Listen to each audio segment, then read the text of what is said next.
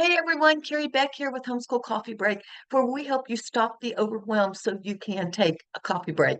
And it is about the middle of the summer when this episode goes live.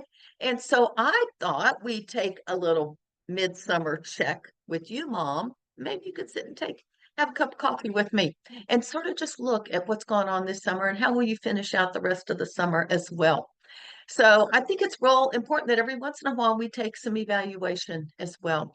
So I have got two areas I want to talk to you about: Bible, spiritual walk, and homeschool. And we're going to talk about both of those as well. I've got three M's for you when it comes to how is your relationship with God right now.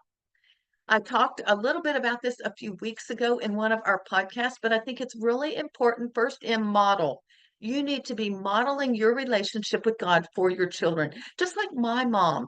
A couple of episodes ago, I told you about my mom who modeled reading her Bible and praying every single day. I mean, her about to lose that box. Got my Bible here. Your kids need to see there's a Bible. Now, I am not opposed at all to the YouVersion app here on my phone. I use it on a regular basis.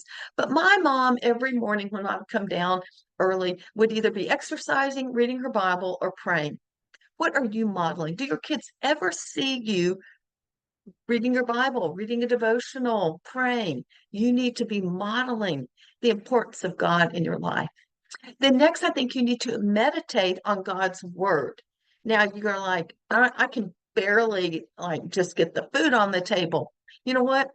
A friend of mine gave me this example, and you just, wherever you are reading, you open your Bible, you put it on the kitchen counter, somewhere that you are going to walk by on a regular basis, and you choose one verse and you just read that one. And the next day you read the next one, and the next day you read the next one, and you meditate on one verse because your Bible is sitting out and you are going to read this every single time you walk by.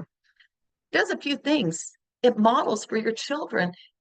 There's a Bible out there, and mom keeps stopping to read it. There's one thing. It also helps you focus and meditate on the truth, and the truth will set you free, like we talked about last week. It gives you a chance to really chew on it, maybe talk to your kids about it, maybe at lunchtime. Read that verse out loud to them and ask them what they think it means. You could also use prepared materials, maybe a Bible study that you're working through. Maybe you just are reading through, like I read chronologically. Every year on January 1, I pick a chronological Bible plan on the YouVersion. The first 2 or 3 years, I read it on my on my phone, read it on my phone in bed before I ever got out of bed. Now I've been reading it more in my actual paper Bible because it helps me to slow down and I see things that I don't necessarily see in my phone. Read it in the bathroom. I have devotionals in the bathroom. You could leave your Bible in the bathroom. I know kids follow you into the bathroom too. But hey, if they do, they're going to see you have a Bible in there or you're reading a devotional of some sort. Think about that verse or whatever you are studying in the car as you're driving to the next practice or while you're cooking. I know your kids are around, but they're not like stuck like glue on you like 24/7. So there are some times that you could actually slow down and meditate on God's word. So modeling, meditating, and then the next one is meekness. Yeah, that's not like, doesn't sound like an action. It sounds like weakness. Meekness is not weakness. Meekness is very strong. It takes a strong person to be meek. I used to read the Beatitudes and I'd see meekness, blessed are the meek, and I go, well, that's not me. And I just skip over it and go, forget it. God said, no, Carrie, I'm going to put you in a situation that you can't do anything but be meek if you want to survive, if you want to see freedom and healing and victory. And so, how can we be meek? Meekness involves humility. And that was me. I need to get rid of that pride. So God humbled me and showed me how I could live in meekness. It is really a strength. It takes a lot of strength to be able to be meek when people are picking on you or people are rejecting you or things don't go your way and you feel like you know better what should happen with your kids and your husband saying something else. That takes a lot of strength to humble ourselves. Meekness includes gentleness. being gentle. And I'm more of an outgoing kind of person, although I do like to be by myself at times. But meekness includes being gentle with those around you. Self-control. Meekness takes a lot of self-control. It's not really self-control. Self-control is part of the fruit of the Spirit, which means it's Holy Spirit self-control. The only way we could ever have self-control is through the Holy Spirit. We control ourselves and we don't let ourselves just sin all the time. You know, for those of you that don't know, my husband left about 8 years ago. And so we have to text every once in a while. And there are things that have been great about those texts, and there are things that haven't been. I've been reading some of my 5-year journal from, 4 or 5 years ago. And some of it was really encouraging in June, but not every day that I text him is it encouraging. Sometimes he doesn't write me back, and that hurts my feelings and my little bitterness, those reels go off, and I have to speak truth to my soul. I have to exercise self-control so that I don't just go writing something stupid to him. Don't. I mean, it's better for me to just not respond at all and just be quiet and speak with a quiet and gentle spirit. That is one of my prayers on a regular basis, that I would speak to him with quiet and gentle spirit, pure and reverent behavior. How do you speak with your husband? Is it nagging and telling him what to do? Or do you pray about it? And do you wait and have a quiet and gentle spirit? Other times I have written back truths, but with the wrong attitude. There was a time several years ago, like 5 or 6 years ago, he had said something and it hurt my feelings. It just pushed my buttons.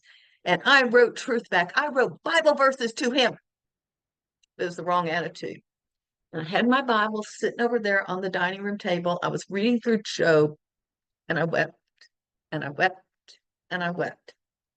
Because I don't know if you know the story of Job, but Satan comes and attacks him physically and takes his kids away and gives him, problems, this, that, and the other. And he has some friends.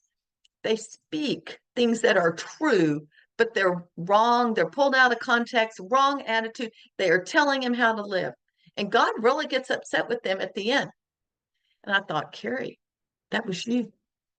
You were speaking truth to Steve, but with the wrong attitude, with a judgmental, critical attitude. And I had to apologize and confess my sin to him, even though he wasn't even living here at the time. So even attitude can come across on text, and I knew I needed to change that. And I have become a lot better at confessing my sins quickly. You need to apologize and confess. And you know what happens? As soon as I apologize and confess my sin, oh, freedom, peace, joy in my heart. That's what we're looking for. We talked a little bit about that last week. We're going to continue. Apologizing can bring peace and joy as well.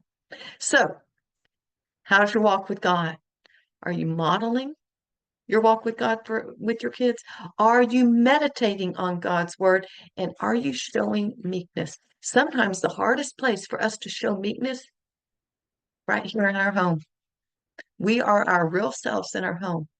Do your kids get the bad end of you, and everyone else, you open the door and you got a smile on your face? Come on in, let me make you feel good. But your kids, you're yelling at all the time. Or your husband, you're nagging. Are you telling him how to live his life? Are you telling him where to park? Who cares? Like, seriously, who cares? I was one of those ones that went, oh, look, that place is over there a little closer. Oh, couldn't you drive this way? We need to show meekness even in our home, especially with those we love the most. So that's that homeschooling. Midsummer check. Let's take a check on your homeschool. I didn't homeschool. We homeschool from Labor Day to Memorial Day, and we took a break, but we kept learning through the summer. I love to learn. Are you modeling your passion for learning even in the summer? Even if you take a break, are you having fun learning? I think that's super important. And I think it's important. Some of you are year round. I get it. You're still doing book work and everything, but are you modeling your passion for learning? More is caught than taught. Your kids, more is caught by your kids than taught. You need to be modeling. Do they see you reading? Do they maybe, or maybe listening to an audiobook? Do they know Mom likes to learn. Mom likes to read. Mom doesn't just sit around on her phone checking social media. She actually is educating herself as an adult. She is modeling education as an adult, lifelong learning. Take a break this week and just sort of see where you are. Now, I do have a few free resources for you. And the first one is Homeschool Superheroes free ticket.